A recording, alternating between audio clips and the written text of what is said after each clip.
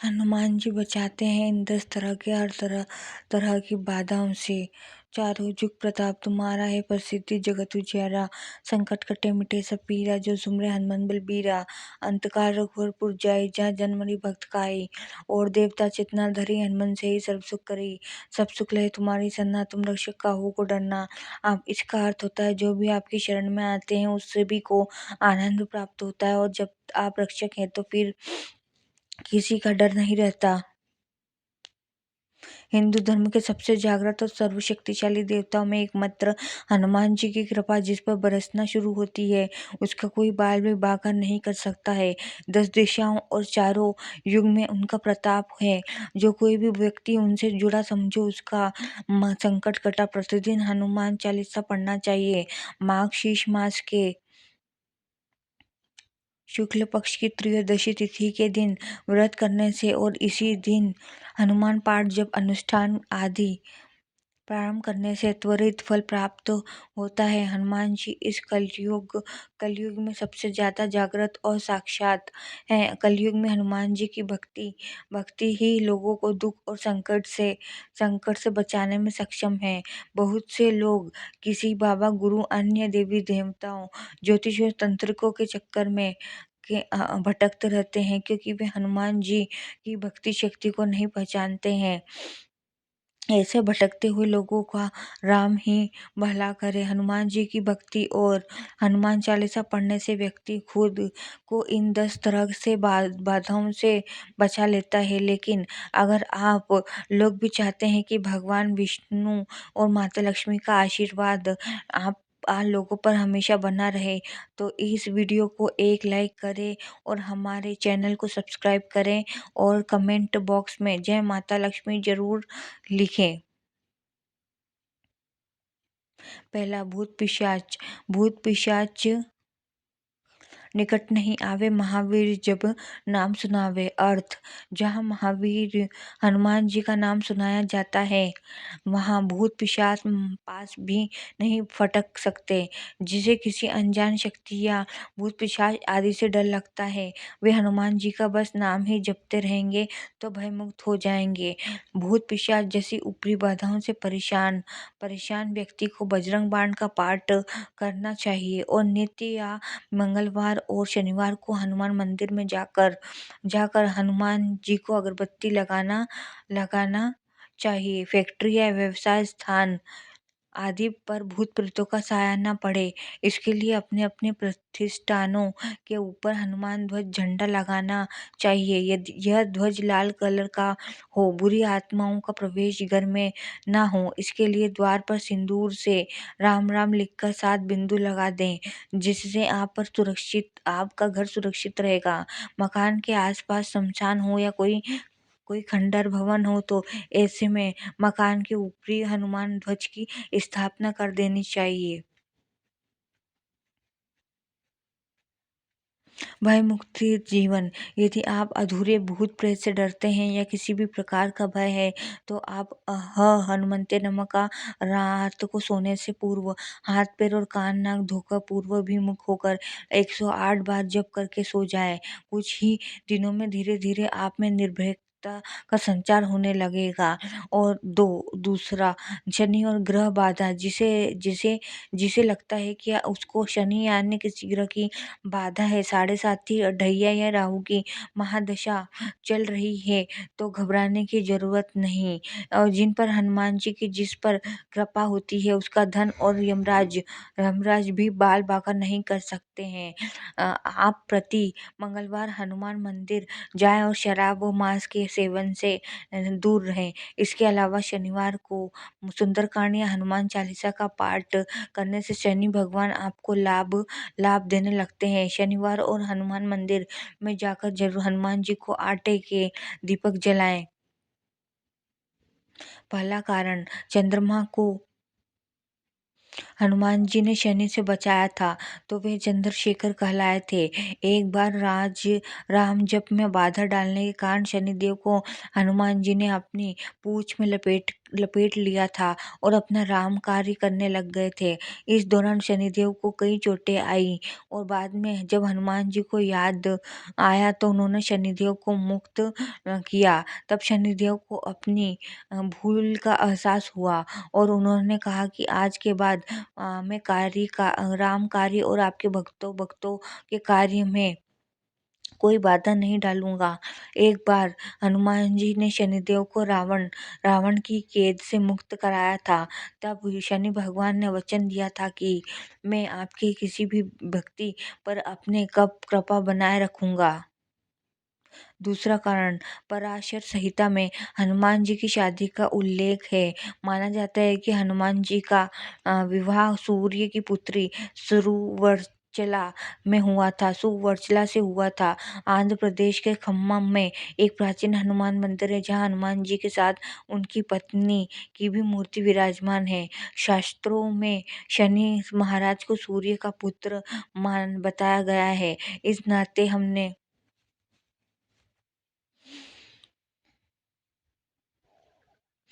नाते हमने हनुमान जी की पत्नी सुवर्चला शनि महाराज की बहन हुई और सबके संकट दूर करने वाले हनुमान जी भाग्य के देवता शनि महाराज की बहन हुए।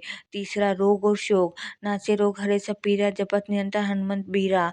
अर्थ, वीर हनुमान जी आपका निरंतर जप करने से सब रोग चले जाते हैं और सब पीड़ा मिट जाती है। यदि आपको शरीर में पीड़ा है या आप किसी रोग से ग्रस्त हैं तो आप हनुमान बाहु का पाठ करें। हनुमान बाहु गोस्वामी तुलसीदास द्वारा रचित स्तोत्र है। जन श्रुति के अनुसार एक बार जब कलयुग के प्रकोप से उनकी भुजा में अत्यंत पीड़ा हुई तो उसके निवारण के लिए तुलसीदास जी ने इस स्तोत्र की रचना की है। यदि आप गठिया वात, सिर दर्द, कंठ रोग और जोड़ों का दर्द आदि तरह के दर्द से परेशान है तो जल का एक पात्र सामने रखकर हनुमान बाहु का 26 या 21 दिनों तक मुहूर्त देखकर पाठ करें। प्रतिदिन उस जल को पीकर दूसरे दिन दूसरा जल रखें। हनुमान जी कृपा से शरीर के समस्त पीड़ाएं से आपको मुक्ति मिल जाएगी। नंबर 4, कोर्ट कचहरी जेल बंधन से मुक्ति। हनुमान जी बंदी छोड़ बाबा हैं। उनके अलावा कोई अन्य बंदी छोड़ नहीं है। जो व्यक्ति नित्य सुबह और शाम हनुमान चालीसा पढ़ता रहता है उसे कोई भी व्यक्ति बंधक नहीं बना सकता। उस पर कारागर का संकट कभी नहीं आता है और वह मानसिक रूप से भी बंधन से मुक्त हो जाता है। यदि किसी व्यक्ति को अपने कुकर्मों के कारण कारागार जेल हो गई है तो उसे संकल्प लेकर क्षमा प्रार्थना करनी चाहिए और आगे से कभी किसी भी प्रकार के कुकर्म नहीं करने का वचन देते हुए हनुमान चालीसा का 108 बार पाठ करें। हनुमान जी की कृपा हुई ही तो कारागार से ऐसे व्यक्ति मुक्त हो जाते हैं। इसके अलावा यदि आपका कोई केस कोर्ट में चल रहा है तो भी आप जीत जाएंगे। प्रति मंगलवार एवं शनिवार को हनुमान मंदिर में जाकर गुड़ और चना अर्पित करें और घर में सुबह शाम हनुमान चालीसा का पाठ करें। पाठ करने से परिवार और बाद में आधे घंटे तक किसी से बात ना करें। जब 21 दिन पूरे हो जाएं तो हनुमान जी को चोला चढ़ाएं। हनुमान जी की कृपा हुई तो आप निश्चित ही कोर्ट से बरी हो जाएंगे। 5वां, मारण सम्मोहन उच्चाटन। बहुत से व्यक्ति अपने कार्य या व्यवहार से लोगों को रुष्ट कर देते हैं और इससे उनके शत्रु बढ़ जाते हैं और कुछ लोगों को स्पष्ट बोलने की आदत होती है जिसके कारण उनके गुप्त शत्रु भी होते हैं। यह भी हो सकता है कि आप सभी तरह से अच्छे हैं और फिर भी आपकी तरक्की से लोग जलते हों और आपके विरुद्ध षड्यंत्र रचते हों। ऐसे समय में यदि आप सच्चे हैं तो श्री बजरंग बाण आपको बचाता है और शत्रु को दंड देता है। बजरंग बाण से शत्रु को उसके लिए लिए की सजा मिल जाती है। लेकिन इसका पाठ एक जगह बैठकर अनुष्ठान पूर्वक 21 दिन तक करना चाहिए और हमेशा सच्चाई के मार्ग पर चलने का संकल्प लेना चाहिए, क्योंकि हनुमान जी सिर्फ सच्चे और पवित्र पवित्र लोगों का ही साथ देते हैं। 21 दिन तक तुरंत फल मिलता है। नंबर 6, घटना घटना दुर्घटना से बचना। घटना दुर्घटना राहु केतु और शनि अंजाम देते हैं। जैसे अचानक आग लग जाना, आपकी गाड़ी का एक्सीडेंट हो जाता जाता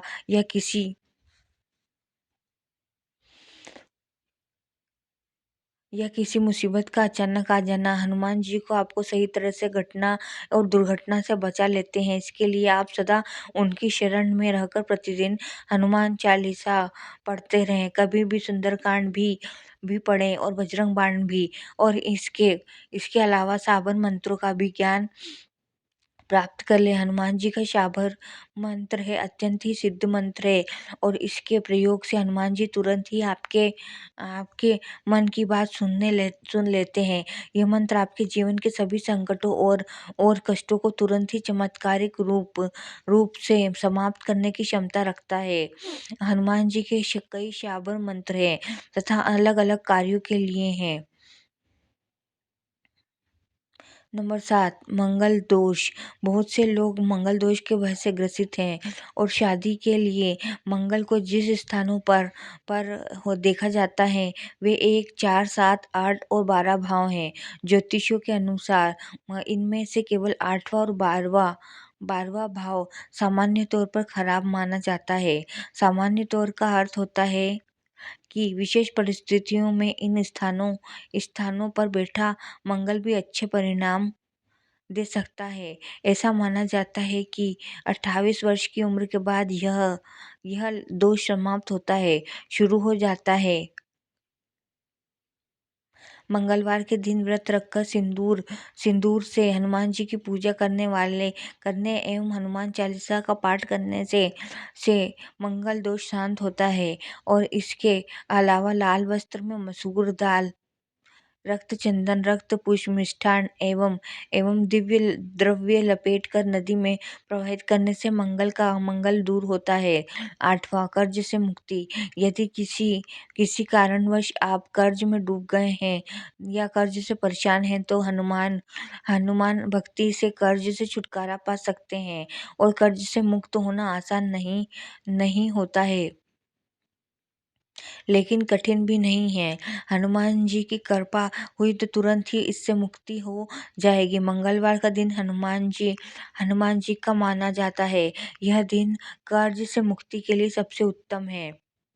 यदि किसी से कर्ज लिया है तो उसे मंगलवार के दिन चुकाने के बाद में सोचे। बुधवार और रविवार को कभी भी किसी को उधार न दे।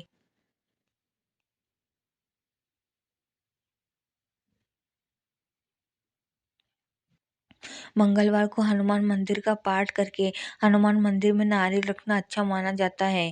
मंगलवार को इन चीज़ों के प्रयोग व दान का विशेष महत्व है। तांबा, मनतांतर से सोना, केसर, कस्तूरी, गेहूं, लाल चंदन, लाल गुलाब, सिंदूर, शहद, लाल पुष्प, शेर, मृगछाला, मसूर की दाल, लाल कनेर, लाल मिर्च, लाल पत्थर, लाल मूंगा, आटे के बने दीपक को बड़ के पत्ते पर रखकर जलाएं। ऐसा 5 पत्तों पर 5 दीपक रखें और उसे ले जाकर हनुमान जी के मंदिर में रख दें। ऐसा कर कम से कम 11 मंगलवार को करें। शुक्ल पक्ष के किसी मंगलवार के रात को हनुमान जी के मंदिर में दो दीपक जलाएं और हनुमान चालीसा का 11 बार पाठ करें। पहला देसी घी का छोटा दीपक लगाएं, दूसरा 9 बत्तियों वाला एक बड़ा दीप लगाएं और जिसमें सरसों का तेल हो और जो लोग डाली गए हों और जो रात भर जलता रहे। छोटा दीपक आपके दाहिनी ओर रहेगा और बड़ा दीपक हनुमान जी के सामने। ऐसा आप 5 मंगलवार करें। नंबर 9, नौकरी और रोजगार।